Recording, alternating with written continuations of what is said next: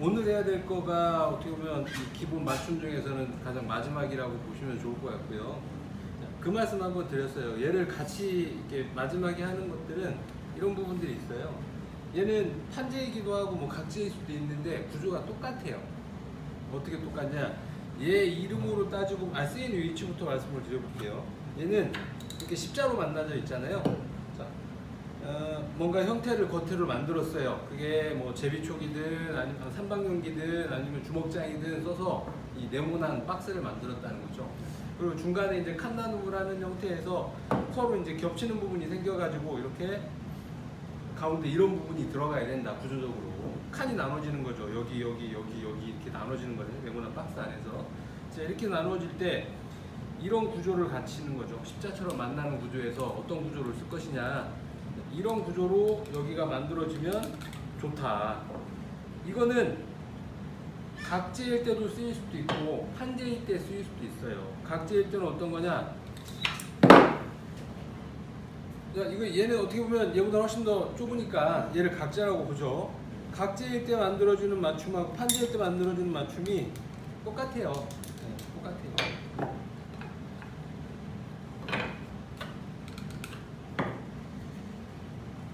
넓다 뿐이지 만들어지는 맞춤이 똑같다. 그래서 쓰이는 위치는 이렇게 십자로 만나는 부분에 대한 구조를 어떻게 가져갈 것이냐에 대한 얘기를 오늘 하는 거예요. 그래서 얘 같은 경우 이름으로 붙여준 게 뭐냐면 반턱 맞춤이에요. 네, 반턱. 왜 반턱이냐? 서로 반절반절 따여가지고 껴지기 때문에 반턱이라는 이름으로 만들어져 있어요. 이런 구조. 그럼 연기 반턱이라고 불리는 이름이 정확한 이름이긴 한데 왜 연기 반턱이냐? 여기에 연기처럼 들어가 있기 때문에 연기 반턱이라고 해요. 이거보다 더 단순한 형태의 어떤 구조가 더 있을 수도 있어요. 많이 쓰여요. 그런 것들은 간편하게. 어떻게 간편하게 쓰이냐? 얘인데 얘를 여기다 이렇게 끼고 싶어요. 끼고 싶을 때 이 두께만큼 얘를 다 잘라버리면 얘가 끊어져 버리겠죠. 여기 껴지는 만큼. 그래서 할 수 있는 게 얘를 이렇게 끼는데 얘를 이 두께의 반절만큼 좀 파고 얘도 이 두께의 반절만큼 좀 파서 서로 이렇게 낄 수 있는 게 반턱이에요. 간단하게 흔하게 생각하면 물살에 그렇게 많이 쓰여 있겠죠. 반절 쌓여가지고 이렇게 두 개가 서로 겹칠 수도 있고요. 아니면 세 개가 겹칠 수 있는 구조들도 있어요.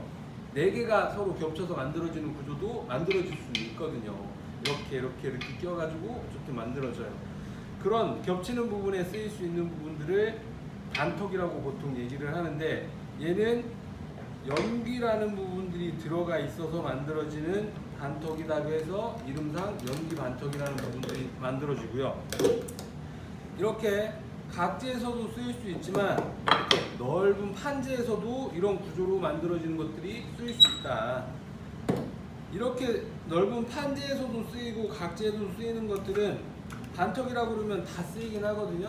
근데 판재로 만들어지는 것 중에서는 그냥 반턱을 쓰면 되게 구조적으로 불안한 부분이 생겨요. 어떤 부분이냐면 이렇게 생겼다고 하죠. 원래 연기가 안 들어가 있는 놈들은 여기가 이제 없어요. 여기가 없어가지고 이렇게 끼워서 쭉 끼면 어떤 형상이 되냐면 끼면 반턱이라고 하지 않았던 이쪽 부분은 그냥 허당이거든요. 예, 이 두께만큼 뭔가 껴졌으니까 여기에 뭔가 물려놓으면 이렇게 처진단 말이에요. 여기 자체도 처져요. 여기 자체도 이렇게 돌아가겠죠. 돌아갈 수 있어요. 아무것도 없으니까 그냥 이 두께만큼 하나를 파고 껴놔서 이렇게 걸쳐놓은 거기 때문에 이게 그냥 다 움직인다는 거죠. 근데 연기라는 것들이 들어가는 걸 인해 가지고 얘가 움직이지 못하게끔 이렇게 움직이지 못하게끔 설령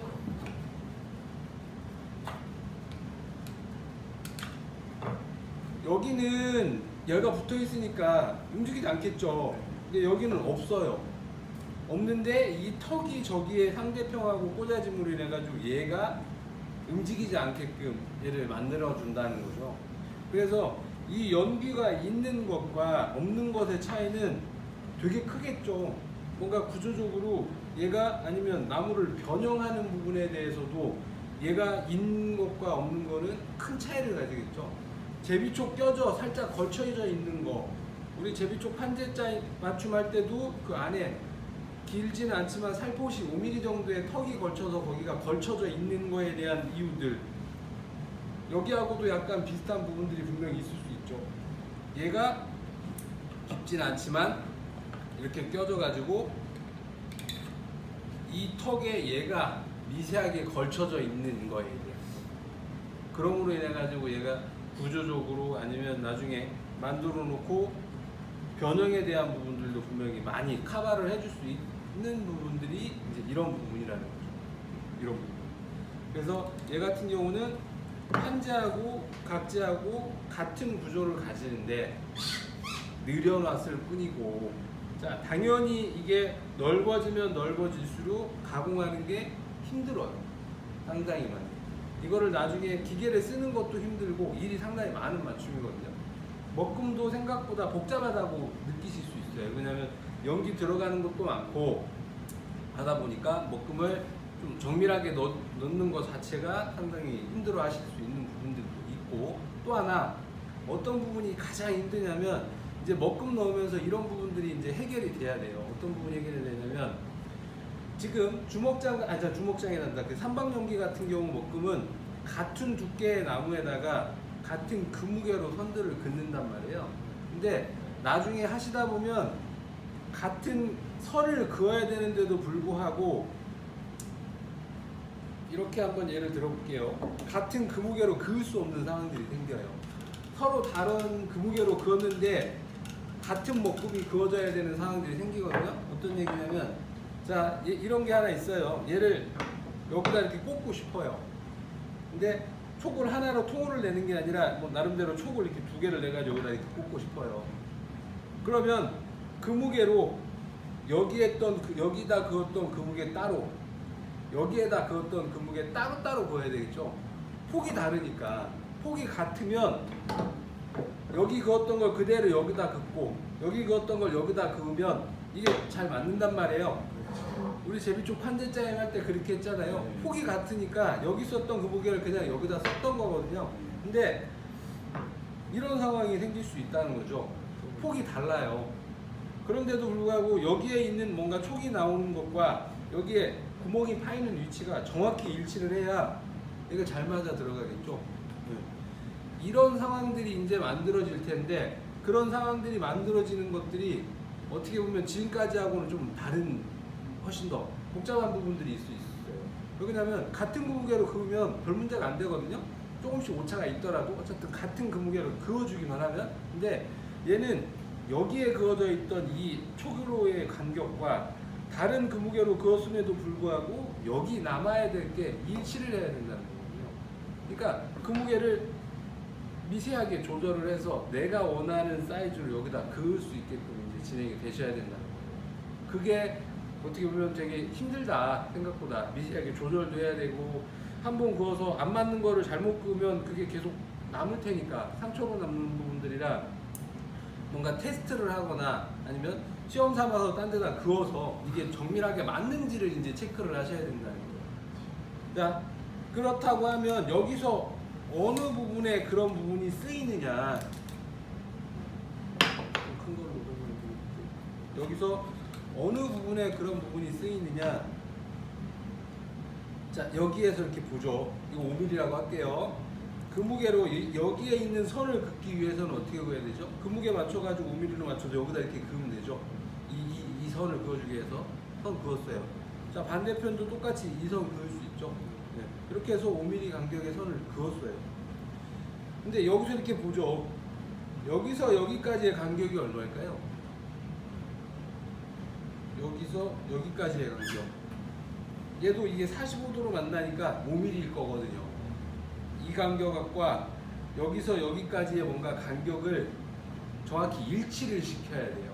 그러니까 이 간격과 여기서 봤을 때 이 간격과 어쨌든 여기서 봤을 때 이 간격이 일치를 해야 된다는 거거든요. 이거는 같은 그 무게로 그을 수 있는 게 아니라 어쨌든 간에 내가 먹금을 넣으면서 일치를 시켜서 그어놔야 돼요. 이 한 곳만 긋는 게 아니라 여기에 간격 5mm라는 것들이 이걸 똑같아요. 이 반턱이라는 구조가 얘네들을 똑같은 걸 두 개 만들어 가지고 서로 이렇게 교차해서 넣으면 얘가 맞아 들어가는 맞춤이에요. 그러다 보니 이놈하고 먹금 그어진 거 가공되는 거 똑같이 가공이 돼요. 그러니까 결과적으로는 여기에 대한 똑같은 먹금을 여기다도 넣어야 된다는 거거든요. 그러면 서로 두 개가 오차 없이 잘 먹금을 넘겨 긋거나 옮겨 긋는 과정이 분명히 여기서도 하나 들어가고요. 금방 말씀드렸던 대로 여기서 봤을 때 이 간격이 5mm라고 했으면 이 간격을 정확히 맞추는 것과 여기서의 여기 간격이 5mm라고 했는데 이 간격이 서로 정확히 조율이 잘 될 수 있는 부분들이 먹금 넣으면서 포인트예요. 여기서 이거 하고자 하는 거거든요. 구조는 뭐 가공하는 건 그 다음이라고 볼 수도 있고 서로 다른 먹금 넣는 도구들을 활용해 가지고 내가 원하는 그 뭐 간격 아니면 뭐 그런 선들을 정확히 그을 수 있겠느냐 하는 게 여기 정말 그 포인트예요. 다른 거 구조는 뭐 새로운 구조도 있긴 하지만 그게 새롭게 여기서 익혀 가셔야 될 거거든요. 이제 먹금 것들이 하나하나 이제 더해 가는 것들이죠. 처음에 칼금 그 톱질하기 위해서 선 그으면서는 이제 칼금 선 넘기는 거에 대해서 얘기를 했고 이제 맞춤 하나하나 진행하면서 뭐 대고 그리는 맞춤 아니면 서로 같이 먹금을 그 무게로 그어가지고 대봐가지고 서로 간격이 잘 맞는지에 대한 부분도 평가를 해보는 부분들도 있었고 그러면 얘 같은 경우는 새로운 의미로 따지자고 보면 서로 다른 도구를 활용해서 내가 원하는 선들을 정확히 긋는 거에 대한 얘기가 여기서 분명히 나올 것이고 그렇게 해서 얘를 하나 그었어요. 그렇다고 하면 얘도 똑같이 그어야 된다고 했잖아요. 자, 똑같은 먹금을 새로 처음부터 다 시작해가지고 얘를 넣는다는 거는 오차가 생길 만한 여지가 많이 있다는 거죠. 얘를 일단 하나 먹금을 다 넣었어요. 그러면 얘를 다 끝났다고 얘를 빼놓는 게 아니라 여기에 넣은 먹금을 그대로 여기다 옮겨 그으면 훨씬 더 오차도 줄일 수 있고 실수도 줄일 수 있는 범위가 여기 있는 거죠. 그래서 어쨌든 여기에 그은 먹금을 그대로 내가 원하는 다른 곳에다가 옮겨 긋는 과정이 필요한 거예요. 이런 과정을 여기서도 쓰이지만 또 다른 곳은 어디서 쓰이냐 가구 만들 때는 보통 옮겨가는 과정을 해요. 왜 하냐? 지금은 부분 하니까 그렇고 얘는 똑같은 게 두 개를 해서 엇갈려 끼면 되기 때문에 그 부분이 생기기도 하지만 보통 가구는 다리가 4개가 있거나 칙판이 양쪽 2개가 있거나 위아래 판이 뭔가 또 2개가 있거나 아니면 서랍이 있더라도 1개 있을 수 있지만 뭐 2개, 3개 있거나 뭐 문짝도 마찬가지예요. 1개지만 2개, 3개 있거나 그래서 의자만 보더라도 비슷한 형태의 다리들이 분명히 4개가 있거나 뭐 있을 텐데 그런 반복되는 구조들이 분명히 있다는 거죠. 이런 사방탁자를 보더라도 이 사방탁자는 분명히 기둥이 똑같은 형태잖아요. 기둥이 최소한 하나, 둘, 셋, 네 개가 있어요. 그리고 위아래로도 계속 층들이 반복되는 형태인 거예요. 같은 형태가 계속 반복된다는 거죠. 그러면 이쪽 기둥을 하나를 그었다고 치죠. 저 기둥을 하나 그었다고 하면 저거를 하나 그어서 옆에다 빼놓는 게 아니라 하나의 기둥을 완성을 했으면 그 기둥에 있는 먹금을 다른 기둥에다가 또 이 기둥에다가 또 다른 기둥에다가 또 이 기둥이 원본이면 이 기둥을 또 다른 기둥에다가 복사해주는 그런 과정들이 필요한 거예요. 왜 그렇게 필요하냐? 우리 톱질 연습하면서 5mm 간격으로 쭉쭉 하나 위로 하나 밑으로 하나 위로 하나 밑으로 이렇게 선들을 그었어요.